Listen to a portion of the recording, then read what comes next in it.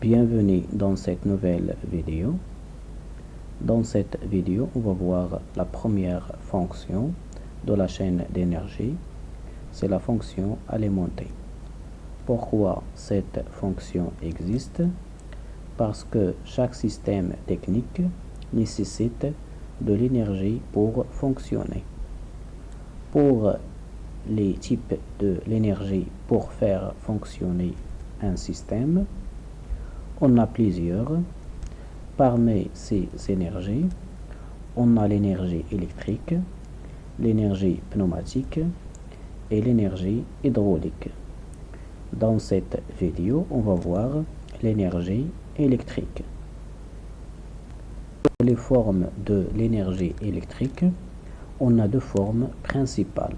La première, c'est une énergie électrique à courant alternatif et la deuxième, c'est une énergie électrique à courant continu.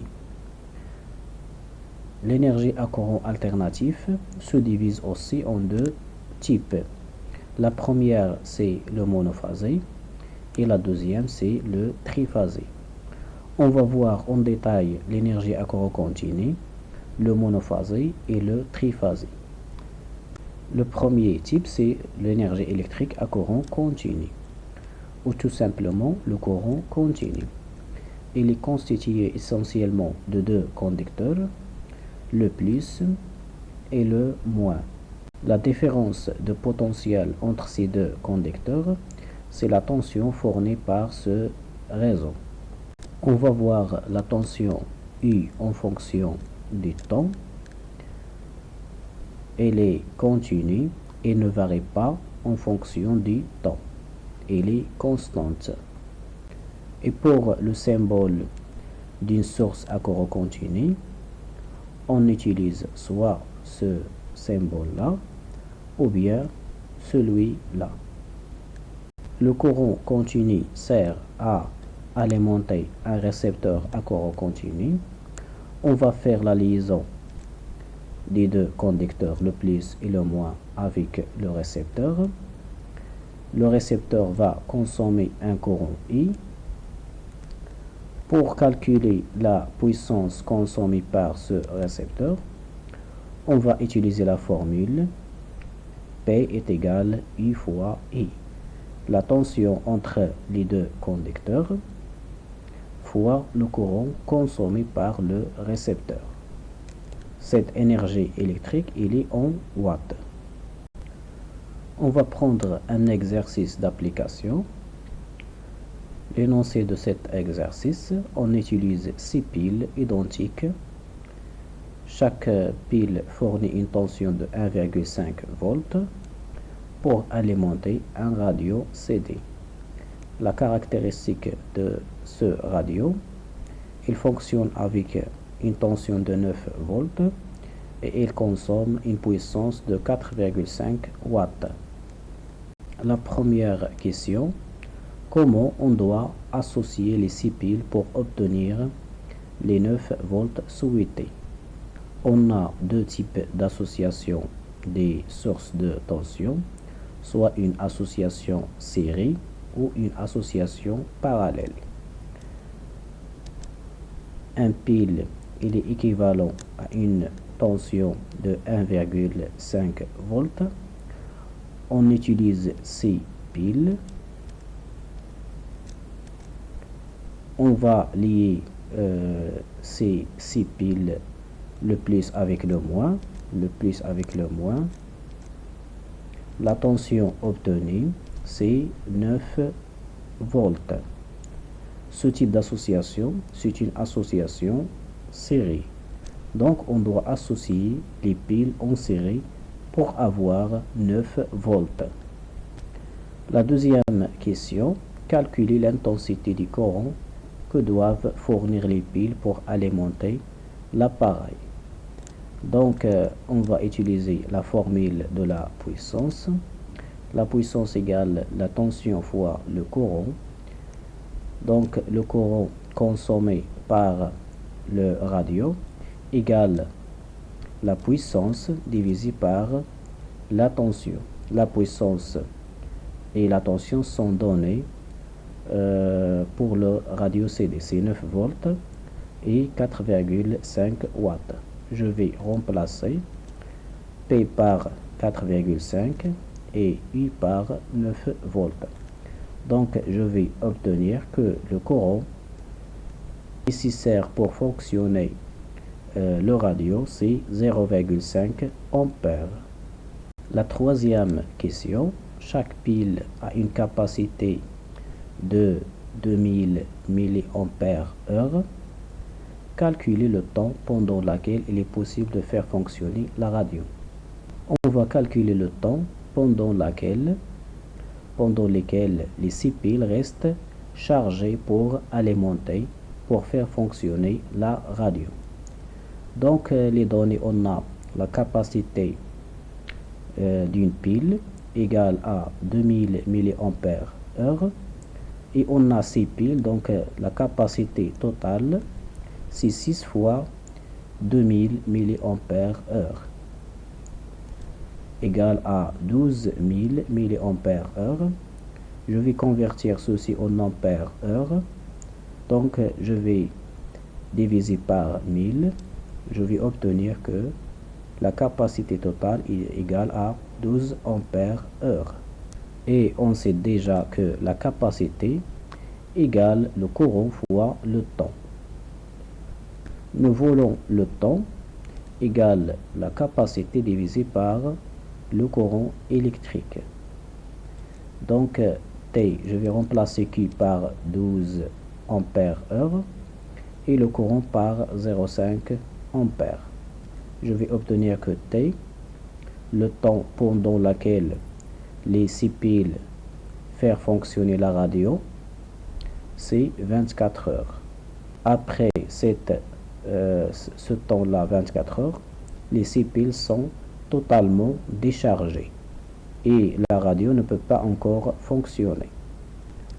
Maintenant, on passe à au deuxième type de l'énergie électrique, c'est le courant alternatif monophasé.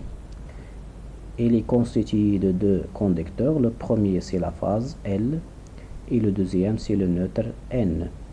La différence de potentiel entre la phase et le neutre, c'est la tension I fournie par le réseau. On va visualiser, voir la tension I en fonction du temps. C'est une tension qui varie, c'est une tension sinusoïdale.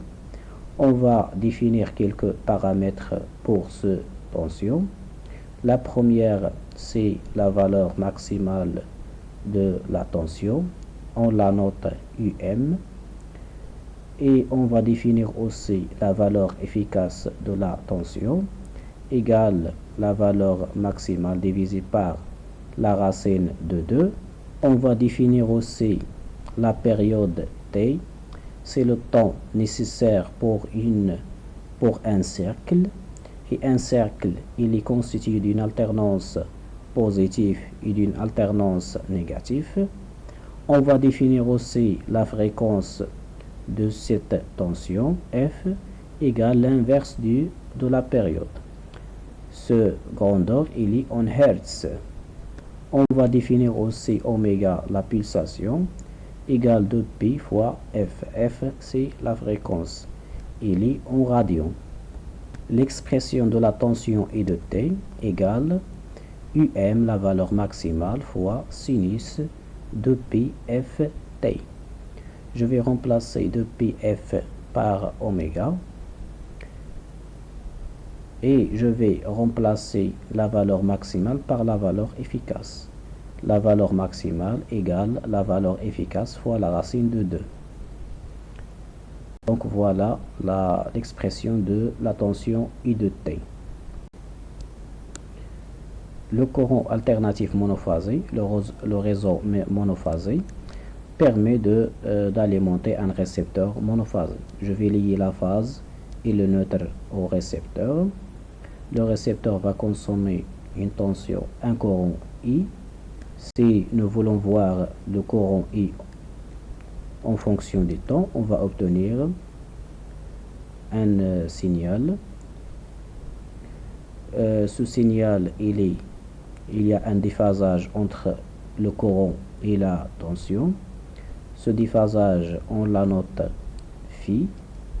Phi, c'est le déphasage entre la tension et le courant. On va donner la formule de calcul de la puissance en monophasé. P est égal à la tension fois le courant fois le cosinus de phi.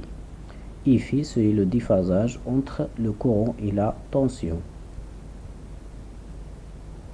Cette puissance électrique, il est en watts.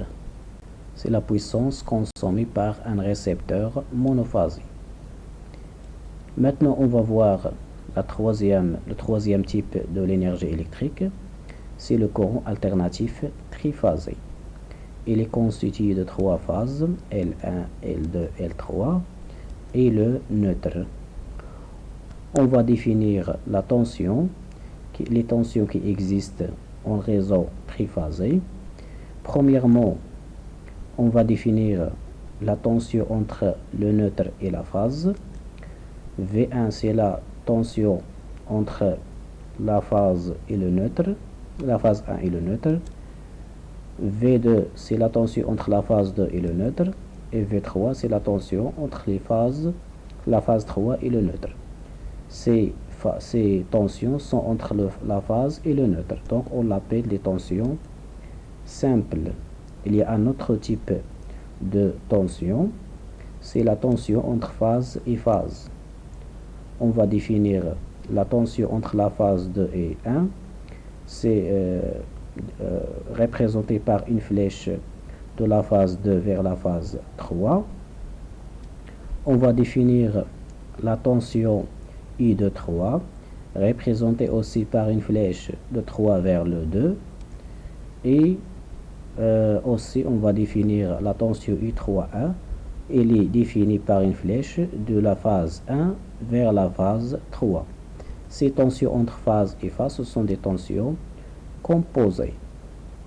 Les tensions V1, V2 et V3, ce sont des tensions sinusoïdales qui ont la même fréquence, donc la même période, et elles sont déphasées par un angle de 2π sur 3, ça veut dire 120 degrés. On va voir ces tensions. Donc voilà la tension V1. C'est une tension sinusoïdale. On va laisser la tension V2, elle est déphasée par la tension V1 par un angle de 2π sur 3, ça veut dire 120 degrés. Elle est aussi sinusoïdale de même fréquence. Et la tension V3 aussi décalée ou déphasée par rapport à la tension V2 par un angle de 2π sur 3. Elle est aussi sinusoïdale de même fréquence.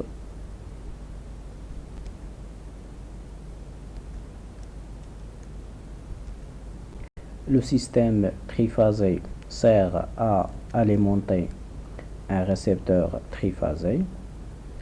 Donc on va lier les 3 phases au récepteur. Il y a 3 courants qui circulent du réseau au récepteur. Pour la puissance consommée par un récepteur triphasé, Cp est égal à la racine de 3 fois la tension entre phase et phase, la valeur efficace, fois le courant efficace du récepteur. On a 3 courants, fois le cosinus phi. Avec phi, c'est le déphasage entre le courant et la tension. Cette puissance électrique, elle est en watts. Maintenant, on va voir un exercice d'application pour le courant alternatif monophasé. L'énoncé de l'exercice: le réseau domestique, ça veut dire le réseau électrique fourni par le réseau national d'électricité, et est une tension alternative sinusoïdale de fréquence 50 Hz et de valeur efficace de 120 volts. La première question: calculer la période T en millisecondes. Donc, par définition, la période est égale l'inverse de la fréquence, 1 sur la fréquence. On va remplacer la fréquence déjà donnée, 1 sur 50 Hz. Donc, t est égal à 0,02 secondes. Pour avoir t en millisecondes, on va multiplier fois 1000. On va obtenir que la période t est égale à 20 millisecondes.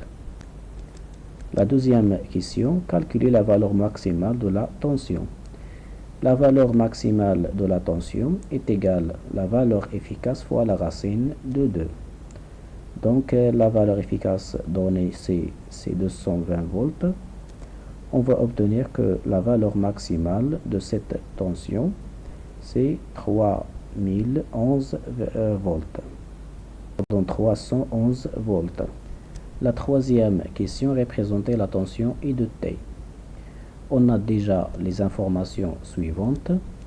La période, c'est 20 millisecondes. Et la valeur maximale, c'est 311 volts. On va dessiner une tension sinusoïdale qui a une période T de 20 millisecondes. Donc, chaque division représente 2,5 millisecondes. Donc, c'est 8 divisions. Et la valeur maximale, c'est 311. Chaque division représente 100 volts. Donc, voilà notre tension sinusoïdale. La quatrième question, le réseau alimente un récepteur qui consomme un courant de valeur efficace est égal à 2 ampères. Et ce courant, il est déphasé. Il y a un déphasage entre le courant et la tension par un angle φ égale 30 degrés. La question, c'est calculer la puissance consommée par ce récepteur. Donc, la puissance par définition en monophasé est égale à la tension fois le courant fois le cosinus φ. La tension, c'est 220 volts, le courant, c'est 2 ampères, et le cosinus de 30 degrés. On va obtenir que la puissance est égale à 381 watts.